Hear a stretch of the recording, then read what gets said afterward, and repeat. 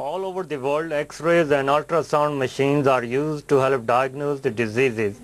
In Pakistan, however, many laboratories conducting these tests do not follow health standards.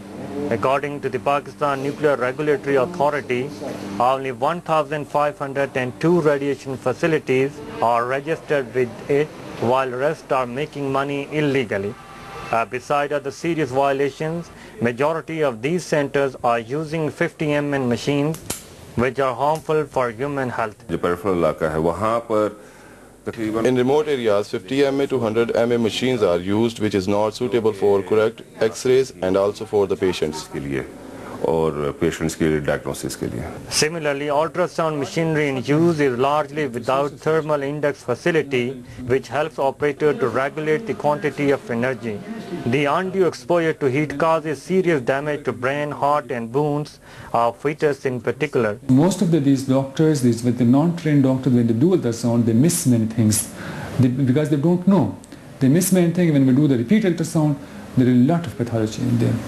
X-ray workers are also required to wear a lead apron in addition to dosimeter, which helps to assess the total amount of energy they are exposed to in a certain time. But the practice is not followed in Pakistan. The annual medical checkup of lab technicians is also mandatory, but this is seldom practiced. A radiographer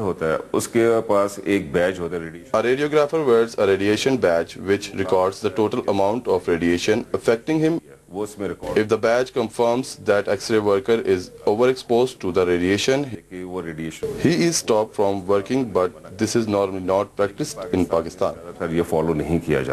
हमें proper कोई guidance नहीं होती, कोई course वगैरह कुछ भी नहीं, training नहीं होती है, तो इसके लिए यह है कि हम बस कहीं भी काम करते हैं, वहाँ सीखते हैं, एक्सपीरियंस हासिल करते हैं. Evidence also suggests that patients are operated upon wrongly because of wrong X-rays and ultrasound reports.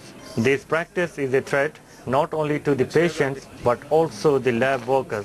In the last 64 years, the license of not even a single radiation facility has been cancelled in Pakistan. This speaks volumes for the poor performance of the regulatory authority in the country. Saboor Ali Sayyed, Express 24/7, Islamabad.